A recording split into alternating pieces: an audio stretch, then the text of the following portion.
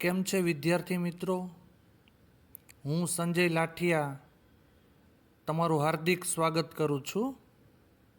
આજે આપણે ધોરણ 12ની અંદર કમ્પ્યુટર વિષયમાં પાઠ નંબર 7 જાવાની મૂળભૂત બાબતો કે જેનો અભ્યાસ કરશું. તો જોઈએ પાઠ નંબર 7 જાવાની મૂળભૂત બાબતો. જાવાનો પરિચય. મિત્રો, ઓબ્જેક્ટ આધારિત તેમજ સી ભાષા પછી વિકાસ પામેલી પ્રોગ્રામિંગ ભાષા એટલે જાવા. જાવા ભાષા 1991માં સન માઇક્રોસિસ્ટમ દ્વારા વિકસાવવામાં આવી છે. જાવા ભાષા નાની, ઝડપી, કાર્યક્ષમ અને હાર્ડવેર ઉપર સરસ રીતે કાર્ય કરે છે, એટલે કે સુવાહ્ય છે. આ ભાષાને વર્લ્ડ વાઇડ વેબ એટલે કે WWW દ્વારા અમલમાં મૂકી શકાય તેવા એક્ઝિક્યુટેબલ પ્રોગ્રામ એટલે કે .exe પ્રોગ્રામના વિતરણ માટેની એક આદર્શ ભાષા તેમજ તેમને વિવિધ પ્લેટફોર્મ પર ખૂબ જ ઇઝી પ્રકારે વાપરી શકાય અને તેમજ તેનું કોડિંગ પણ કરી શકાય. જાવા પ્રોગ્રામિંગ ભાષા GPPL એટલે કે જનરલ પર્પોઝ પ્રોગ્રામિંગ લેંગ્વેજ પણ એને કહેવામાં આવે છે. અહીંયા ખાસ એટલું ધ્યાન રાખજો કે 10મા ધોરણમાં સી પ્રોગ્રામિંગ તમે લોકો શીખીને આવ્યા છો કમ્પ્યુટર વિષયમાં, જ્યારે 12મામાં તમારા લોકોને બેઝિક એટલે કે સામાન્ય સમજ કે બેઝિક ફંડામેન્ટલ સ્વરૂપે તમારે જાવા ભાષા શીખવાની છે. જાવા એક ઓબ્જેક્ટ આધારિત ભાષા છે અને તેને સી ભાષાથી અલગ પાડવામાં આવે છે. જાવાનો ઉપયોગ કરીને આપણે ઓબ્જેક્ટ આધારિત પદ્ધતિ અને લવચિક એટલે ફ્લેક્સિબિલિટી તેમજ વિભાગીય એટલે કે મોડ્યુલર અને ફરી વાપરી શકાય એટલે કે એના કોડનું પુનઃ કોડિંગ કરી શકાય, તેના કોડની અંદર ચેન્જીસ કરી શકાય તેવા પ્રોગ્રામના કોડ લખવાના સામર્થ્યનો પૂરેપૂરો લાભ લઈ શકીએ. જાવા પ્રોગ્રામિંગ ભાષા વિવિધ પ્રકારના ક્લાસની લાઇબ્રેરી ધરાવે છે. આપણે લોકોએ 6થા ચેપ્ટરમાં જોયું કે ક્લાસ ચોક્કસ પ્રકારના કાર્યોને એક સમૂહ બનાવી અને જે નામ આપવામાં આવે તેને ક્લાસ કહેવામાં આવે. એટલે આવા જે ક્લાસ છે તેની લાઇબ્રેરી ધરાવે છે. તેમજ તેની અંદર ડેટા પ્રકારો, સિસ્ટમની નિવેશ અને નિર્ગમ. નિવેશ એટલે માહિતીને દાખલ કરવી, નિર્ગમ એટલે માહિતીનું આઉટપુટ જોવું. આ પ્રકારના જે કાર્યો છે તો જેને યુટિલિટી કહેવામાં આવે કે જેની સગવડ પૂરી પાડે છે. આ ઉપરાંત આ જે જાવાની અંદર ક્લાસનો સમૂહ છે કે જેને જાવા ડેવલપમેન્ટ કિટ કહેવામાં આવે છે કે જેનું ટૂંકું નામ છે JDK, કે JDKનો એક ભાગ છે. JDKમાં નેટવર્ક માટેના સામાન્ય ઇન્ટરનેટ પ્રોટોકોલના અને વપરાશના સેતુ ટૂલ કિટના કાર્યો માટેના અનેક ક્લાસ હોય છે. એનો મતલબ શું થયો કે જ્યારે આપણે આ ભાષાનો ઉપયોગ કરીએ ને ત્યારે JDK તમારે અચૂક ઇન્સ્ટોલ કરવું પડે. તેની અંદર શું હોય કે પ્રોગ્રામિંગ માટેના જે ટૂલ કિટ હોય એટલે કે અલગ અલગ ક્લાસ હોય તેનો સમૂહ હોય કે જેથી પ્રોગ્રામને કમ્પાઇલેશન કરવામાં આવે કે જેને મશીન ભાષામાં રૂપાંતર કરવામાં આવે ત્યારે JDK છે એ બેકગ્રાઉન્ડમાં સપોર્ટ તરીકે કાર્ય કરે. તો આપણે આ બધા શબ્દો છે ને હવે પછીના પેજમાં જોશું. તેમજ અહીંયા લાઇબ્રેરીના બધા ક્લાસમાં લખાયેલું હોવાથી બધા જાવા વિનિયોગની જેમ સમગ્ર પ્લેટફોર્મ ઉપર તે કાર્ય કરે છે, એટલે કે પોર્ટેબલ રીતે કામ કરે છે. સ્ક્રીન પર તમે જોઈ રહ્યા છો એક ડાયાગ્રામ આપેલો છે. ઉપર શું લખેલું છે તો કે જાવા સોર્સ પ્રોગ્રામ અને દ્વિઅંકી એટલે બાઇનરી બંને સ્તરે પ્લેટફોર્મ સ્વતંત્ર છે. એનો મતલબ શું થયો? જાવા સોર્સ પ્રોગ્રામ એટલે કે એના પ્રોગ્રામની અંદર એનું કોડિંગ કરવામાં આવે, એને મશીન ભાષામાં રૂપાંતર કરવામાં આવે અને પછી પ્રોગ્રામને રન કરવામાં આવે. જ્યારે દ્વિઅંકી એટલે કે બાઇનરી કોઈ પણ ઓપરેટિંગ સિસ્ટમમાં તમે જે ડિસ્ક ઓપરેટિંગ સિસ્ટમ એટલે કે ડોઝ કમાન્ડ પ્રોમ્પ્ટ હોય, એટલે કે દ્વિઅંકી પદ્ધતિની અંદર કોડિંગ કરીને પણ એનું આઉટપુટ લઈ શકો છો. એટલે કે બંને પ્રકારે પ્લેટફોર્મ સ્વતંત્ર છે. પ્લેટફોર્મ સ્વતંત્રતા એ પ્રોગ્રામની એક કમ્પ્યુટર સિસ્ટમથી બીજા ઉપર તમે ઇઝીલી એટલે કે સરળતાથી લઈ જઈ શકો છો. સોર્સ પ્રોગ્રામના સ્તરે જાવાના પ્રાથમિક ડેટા પ્રકારનું કદ બધા વિકાસ પ્લેટફોર્મ ઉપર જરૂરી છે, એટલે કે અચર છે. અને દ્વિઅંકી સ્તરે બાઇટ કોડ ઇન્ટરપ્રિટર, મિત્રો ખાસ ધ્યાન રાખજો, દ્વિઅંકી સ્તરે બાઇટ કોડ ઇન્ટરપ્રિટરને કારણે પ્લેટફોર્મ સ્વતંત્રતા શક્ય છે. બાઇટ કોડ છે ને એ એક સોર્સ કોડનું મશીન ભાષામાં રૂપાંતર થાય ત્યારે જે કોડનું સર્જન થાય તેને બાઇટ કોડ કહેવામાં આવે છે. હવે તમને સ્ક્રીન ઉપર એક જાવા પ્લેટફોર્મ સ્વતંત્ર આપેલું છે, આકૃતિ 7.1ની અંદર જુઓ. સૌપ્રથમ તમે પહેલી લાઇનમાં જુઓ જાવા સોર્સ, એનો મતલબ શું થયો કે જાવા પ્રોગ્રામિંગનું કોડિંગ કરવામાં આવે છે. બીજા નંબરમાં શું આપ્યું છે? જાવા કમ્પાઇલર. તમે જે જાવા સોર્સને લખો છો તેને મશીન ભાષામાં રૂપાંતર કરવા માટે કમ્પાઇલરની જરૂર પડે, દુભાષિયાની જરૂર પડે કે જેનું મશીન કોડમાં રૂપાંતર કરવા માટેનું એક પ્લેટફોર્મ છે. જ્યારે કમ્પાઇલેશન કરવામાં આવે છે, જો તમારો કોડિંગ સાચું હોય કે જેમાં એરર કે ભૂલ ન હોય ત્યારે તેનું બાઇટ કોડમાં સર્જન થાય છે. શેની અંદર સર્જન થાય? બાઇટ કોડમાં. બાઇટ કોડ શું છે? તો કે જાવા સોર્સ પ્રોગ્રામ જે તમે લખેલો છે તેનું મશીન કોડમાં રૂપાંતર થાય તેને બાઇટ કોડ કહેવામાં આવે. તો બાઇટ કોડ છે તે ડાયરેક્ટ તમારી સ્ક્રીન પર ના આવે, એના માટે તમારે ઇન્ટરપ્રિટરની જરૂર પડે. તમને સ્ક્રીન ઉપર તમે જોઈ શકો છો 3 પ્રકારના જાવાના ઇન્ટરપ્રિટર છે. પહેલા નંબરમાં છે ફોર લિનક્સ, વિન્ડોઝ અને મેક. એનો મતલબ શું થયો કે જો તમારું કમ્પ્યુટર ઓપન સોર્સની અંદર લિનક્સ ઓપરેટિંગ સિસ્ટમ હોય તો તેની અંદર પણ જાવા પ્રોગ્રામ ચાલે. અથવા જો તમારા કમ્પ્યુટરને ચાલુ કરો અને વિન્ડોઝ લખેલું આવે એટલે કે એનું ઇન્ટરપ્રિટર વિન્ડોઝ ઓપરેટિંગ સિસ્ટમ હોય તેમાં પણ જાવા પ્રોગ્રામ ચાલે. ત્રીજા નંબરમાં છે જાવા ઇન્ટરપ્રિટર ફોર મેક. મેક છે એ ઓપરેટિંગ સિસ્ટમ છે, MAC મેક. જો મેક પ્રકારનું તમારું ઓપરેટિંગ સિસ્ટમ હોય તેની અંદર પણ તમારું જાવા પ્રોગ્રામને ચાલુ કરી શકાય. એનો મતલબ શું થયો કે 3 પ્રકારના પ્લેટફોર્મ પર આ સ્વતંત્ર રીતે જાવા પ્રોગ્રામને ચલાવી શકાય. એટલે મગજમાં એવું નહીં રાખવાનું કે સર મારી ઘરે એપલનું કમ્પ્યુટર કે લેપટોપ છે, મિત્રો તેમાં પણ જાવા પ્રોગ્રામ ચાલે. જો કોઈની ઘરે બોસ લિનક્સ કે લિનક્સ હોય, ઉબુન્ટુ ઓપરેટિંગ સિસ્ટમ હોય તેમાં પણ જાવા પ્રોગ્રામને ચલાવી શકાય.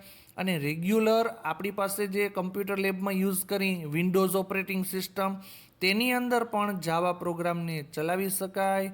આ ઉપરાંત હજી એક ઓપરેટિંગ સિસ્ટમ છે કે જેનો સૌથી વધારે ઉપયોગ અમેરિકામાં થાય, જેનું નામ છે મેક ઓપરેટિંગ સિસ્ટમ. જો કમ્પ્યુટરમાં મેક ઓપરેટિંગ સિસ્ટમ હોય તો તેની અંદર પણ ચલાવી શકાય.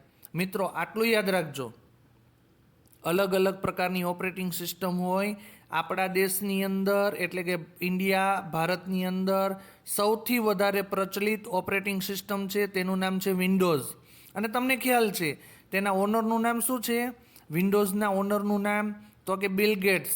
બિલ ગેટ્સ દ્વારા વિન્ડોઝ ઓપરેટિંગ સિસ્ટમ બનાવેલી છે.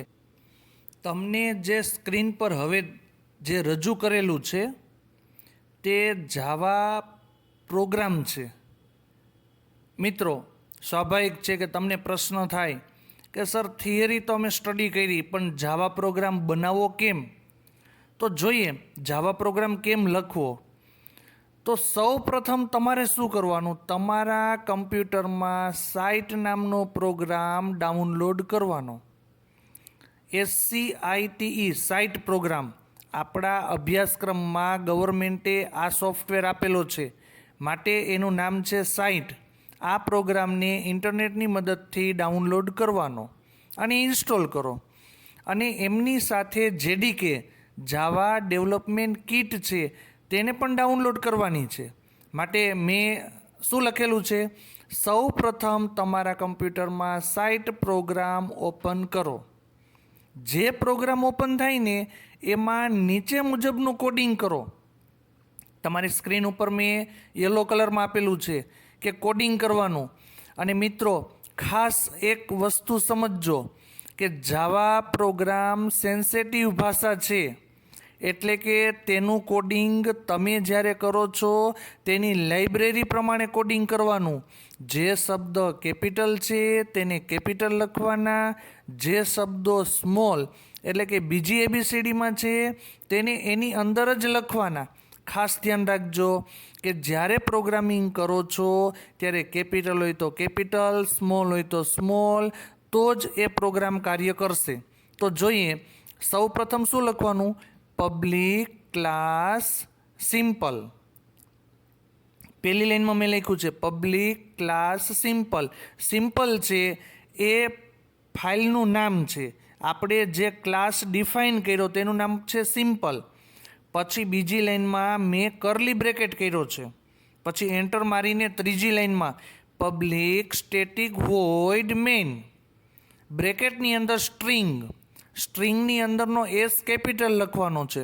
સ્ટ્રિંગ મોટો બ્રેકેટ સ્પેસ મૂકીને ARGS આર્ગ્યુમેન્ટ્સ, બ્રેકેટ પૂરો થાય. ફરી પાછું નવી લાઈનમાં કરલી બ્રેકેટની શરૂઆત કરવાની. ફરી પાછું એન્ટર મારીને ટેબ આપવાનું છે અને ત્યાં લખવાનું છે system.out.println. જેની અંદર સિસ્ટમનો S છે તે ફરજિયાત કેપિટલ કરવાનો, બાકી આખી લાઈન છે તે સ્મોલ અક્ષરમાં લખવાની. પછી શું લખવાનું, તો કે બ્રેકેટની અંદર મેં લખ્યું છે ડબલ કોમાની અંદર વેલકમ ટુ કમ્પ્યુટર લેબ.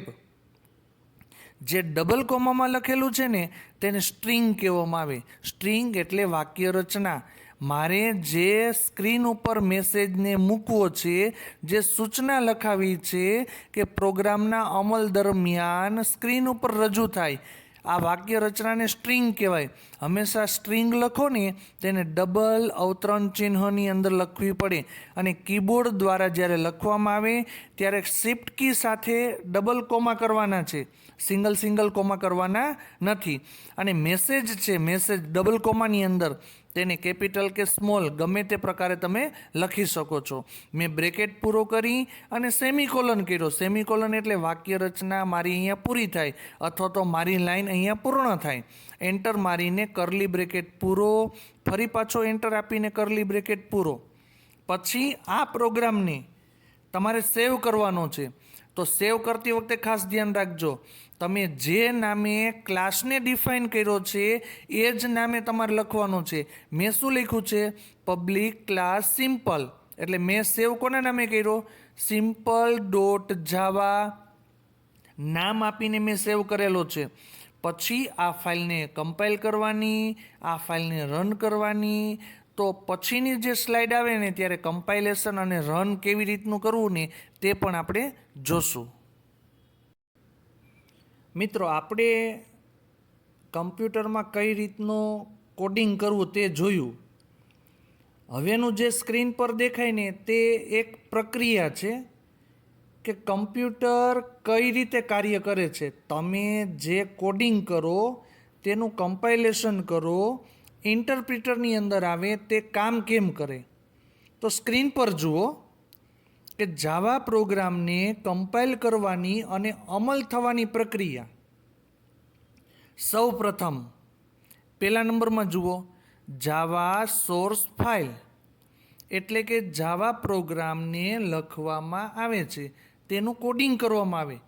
જ્યારે તમે કોડિંગ કરો છો પછી તેને બીજા નંબરના સ્ટેપમાં કમ્પાઇલર કરો છો, એટલે કે તેનું મશીન ભાષામાં રૂપાંતર કરવામાં આવે છે. જે સમય દરમિયાન તમે તેનું મશીન ભાષામાં રૂપાંતર કરો છો એ સમય દરમિયાન જો જાવા સોર્સ ફાઇલ છે કે એનું કોડિંગ છે તે સાચું હોય, જો સાચું હોય તો તેનું ત્રીજા નંબરની લાઈન એટલે કે જાવા બાઇટ કોડ ફાઇલ છે તેમાં તેનું રૂપાંતર થાય. જ્યારે રૂપાંતર થાય ને બાઇટ કોડમાં, ત્યારે એક નવી ફાઇલ બને. એ ફાઇલ છે એને ડોટ ક્લાસ ફાઇલ કહેવામાં આવે. એટલે સ્ક્રીન ઉપર મેં લખ્યું છે કે ડોટ ક્લાસ જાવા પ્રોગ્રામનું બાઇટ કોડમાં રૂપાંતર થાય. જ્યારે કમ્પાઇલેશનની પ્રક્રિયા થાય અને કોડિંગ સાચું હોય એ સમય દરમિયાન ડોટ ક્લાસ નામની ફાઇલ બને.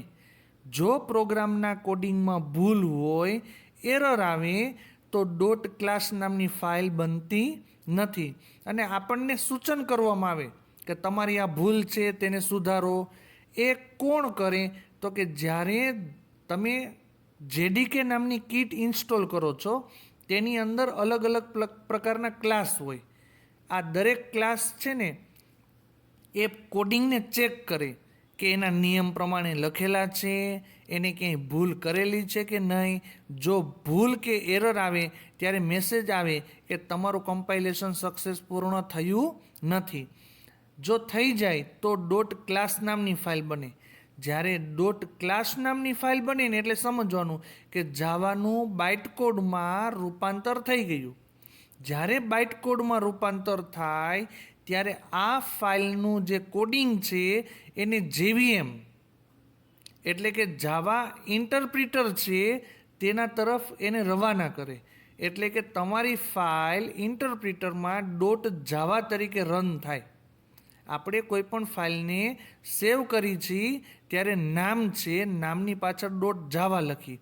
જ્યારે તમે ડોટ જાવા નામની ફાઇલ બનાવો છો એટલે કે તે ઇન્ટરપ્રિટર તરફ કાર્ય કરે છે અને જાવા પ્રોગ્રામ બને છે. અને એનું જે વિવરણ છે જેને વિગતવાર હવે પછીની સ્લાઇડમાં જોશું. જાવામાં લખેલા પ્રોગ્રામનું એવા કમ્પ્યુટરની મશીનની ભાષામાં કમ્પાઇલેશન કરવામાં આવે છે કે જે હકીકતમાં અસ્તિત્વમાં નથી.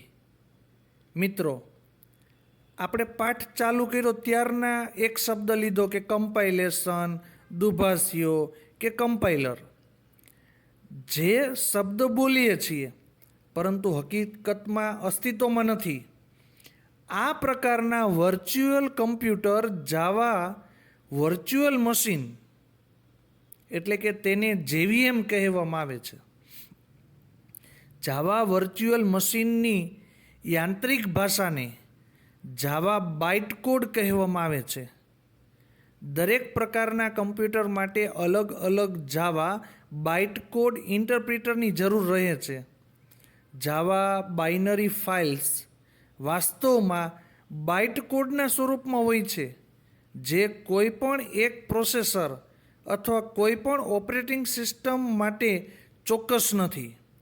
બાઇટ કોડ વાપરવાનો ગેરલાભ છે કે જ્યારે બાઇટ કોડની અંદર રૂપાંતર થાય અને એ પ્રોગ્રામને ઇન્ટરપ્રિટર તરફ રવાના કરે ત્યારે તેના અમલની ઝડપ પ્રમાણમાં ઓછી હોય. કેવી હોય? તેની અમલની ઝડપ પ્રમાણમાં ઓછી હોય. માટે એ પ્રકારના ટૂલ્સ પણ ઉપલબ્ધ છે, જે ટૂલ્સનું નામ છે નેટિવ કોડ. માટે સ્ક્રીન ઉપર શું લખ્યું? જાવા બાઇટ કોડનું નેટિવ કોડમાં રૂપાંતર થાય. બીજો શબ્દ આવ્યો નેટિવ કોડ. પહેલો શબ્દ હતો બાઇટ કોડ. બાઇટ કોડના અમલની ઝડપ પ્રમાણમાં ઓછી છે, જ્યારે નેટિવ કોડની પ્રોગ્રામનો જે અમલ કરવાની ઝડપ છે તે પ્રમાણમાં વધારે છે. માટે બાઇટ કોડનું નેટિવ કોડમાં રૂપાંતર કરવામાં આવે છે. નેટિવ કોડ અમલ કરવામાં ઝડપી છે, પણ પછી તે મશીન સ્વતંત્ર રહેતા નથી. એટલે કે તેને ઇન્ટરપ્રિટર તરફ રવાના કરવામાં આવે. અને આપણે અગાઉની જે સ્લાઇડમાં જોયું કે ઇન્ટરપ્રિટર જેડીકેમાં ફક્ત જાવા આપીને જાવા ઇન્ટરપ્રિટર વાપરી શકાય છે. જાવા ઇન્ટરપ્રિટર બાઇટ કોડનું અર્થઘટન કરી તેનો અમલ કરે છે. જ્યારે તમે કમાન્ડ આપો છો પછી તમારે જાવા પછી બાઇટ કોડ ફાઇલનું નામ પણ આપવામાં આવે છે. આપણે શરૂઆતમાં સિમ્પલ આપેલું હતું. તો મિત્રો ઇન્ટરપ્રિટર છે ને એ દરેક ઓપરેટિંગ સિસ્ટમની અંદર આપેલા જ હોય છે. આપણે તેની અંદર પેજ ફાઇલ દ્વારા રવાના કરવાના હોય છે. મિત્રો આપણે સાદા જાવા વિનિયોગ વિશે શીખીએ, જેના દ્વારા આપણે મેન મેથડમાં સામાન્ય કાર્યો કરી શકીએ. આપણે વાક્ય રચના એટલે કે સિન્ટેક્સ સાથે નીચેને જણાવેલી બાબતો પણ શીખવાની છે. તો તેની અંદર પહેલો પ્રકાર છે ડેટા ટાઈપ. જાવા પ્રોગ્રામમાં 8 પ્રકારના પ્રાથમિક ડેટા ટાઈપ આપવામાં આવેલા છે. બીજો નંબર છે વેરિયેબલ એટલે કે ચલ. મેમરીમાં સંગ્રહ કરેલા ડેટાનો નિર્દેશ કરવા માટે જે નામ વાપરવામાં આવે તેને ચલ કહેવામાં આવે છે. ત્રીજા નંબરમાં આવે છે લિટરલ. અચર કિંમત માટે વાપરવામાં આવતું નામ. જાવામાં 3 પ્રકારના લિટરલ આપવામાં આવેલા છે, ન્યુમેરિક, કેરેક્ટર અને સ્ટ્રિંગ. ચોથા નંબરમાં છે કોમેન્ટ. જે કહેવામાં આવે છે તેને કોમેન્ટ કહેવામાં આવે છે. પછીનો જે ટોપિક છે તેને કહેશું જાવા વિધાનો અને પદાવલીઓ. પદાવલી છે ને એ પ્રોગ્રામિંગનો અનિવાર્ય ભાગ છે કે જેની અંદર પાયાના ઘટકનો ઉપયોગ કરવામાં આવે. પદાવલીની અંદર વિધેય લખવામાં આવે, પ્રક્રિયક લખવામાં આવે છે. ત્યાર પછીનો જે ભાગ એરિથમેટિક ઓપરેટર એટલે કે અંક ગણિત પ્રક્રિયકો કે જેનો ઉપયોગ મેથ્સની અંદર કરવામાં આવે છે. પછીનો મુદ્દો છે જેને સરખામણી કહેશું, કમ્પેરિઝન, કે આપેલી વાક્ય રચનાને બંને સાથે મેચ કરવી, કઈ રીતનું પ્રોગ્રામ કામ કરશે. અને છેલ્લે આવે તાર્કિક પ્રક્રિયકો કે જેને લોજિકલ ઓપરેટર કહેવામાં આવે. મિત્રો આ બધા પ્રકારની બાબતોનો અભ્યાસ આપણે પાઠ નંબર 7ની અંદર બનાવશું ને તેની અંદર કરશું. તો પ્રથમ ભાગ સુધી આ વિષય હું અહીંયા સુધી રાખું છું. બાકીના જે મુદ્દાઓ છે કે બાબતો છે જેનો અભ્યાસ આપણે ભાગ 2માં કરશું. આ સાથે પહેલો ભાગ હું પૂર્ણ કરું છું. જય હિન્દ, જય ભારત, મહાદેવ હર.